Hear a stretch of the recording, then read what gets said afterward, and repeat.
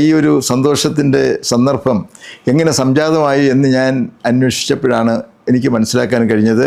നമുക്കെല്ലാം സ്നേഹമുള്ള നമ്മുടെ പ്രിയങ്കരനായ ശ്രീ രാജീവ് ചന്ദ്രശേഖർ ജി ഈ കാര്യത്തിൽ പ്രധാനമന്ത്രിക്ക് ഒരു കത്തയച്ചു എന്ന് ഞാൻ മനസ്സിലാക്കുന്നു. അദ്ദേഹം എടുത്ത ഒരു താല്പര്യം തീർച്ചയായും വളരെ വേഗത്തിൽ ഇങ്ങനെ ഒരു തീരുമാനം കൈക്കൊള്ളുന്നതിന് കേന്ദ്രമന്ത്രിസഭയെ പ്രേരിപ്പിച്ചിട്ടുണ്ടാവും എന്നാണ് ഞാൻ വിശ്വസിക്കുന്നത്. കാരണം അദ്ദേഹം കേന്ദ്രമന്ത്രിയായിരുന്നു. നമ്മുടെ നാട്ടിലെ വികസന പ്രവർത്തനങ്ങളിൽ നേരിട്ട് ഇടപെടുന്ന പ്രകൃതക്കാരനാണ്.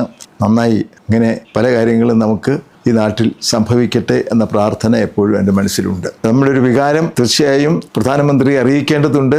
അതിനൊരു അവസരം എനിക്ക് കൈവന്നിട്ടുണ്ട്. ഞങ്ങൾ ചിലർക്ക് അങ്ങനെയുള്ളൊരു സൗഭാഗ്യം കൈവന്നിട്ടുണ്ട് എന്നുള്ളത് ഞാൻ ഈ അവസരത്തിൽ പറയാൻ ആഗ്രഹിക്കുന്നു. പ്രധാനമന്ത്രിയെ സന്ദർശിച്ച് നമ്മുടെ സന്തോഷം അറിയിക്കാൻ ഉള്ള ഒരു സന്ദർഭം കൈവന്നത് വലിയ സന്തോഷത്തോടു കൂടി സ്വീകരിക്കുകയാണ്. ആദരണീയനായ പ്രധാനമന്ത്രിയെ നേരിൽ കണ്ട് നമ്മുടെ സന്തോഷം, അദ്ദേഹത്തിൻ്റെ നന്മയിലുള്ള നമ്മുടെ വിശ്വാസം അറിയിക്കാൻ കിട്ടിയ അവസരം ഒരു ഭാഗ്യമായി ഞാൻ കരുതുന്നു.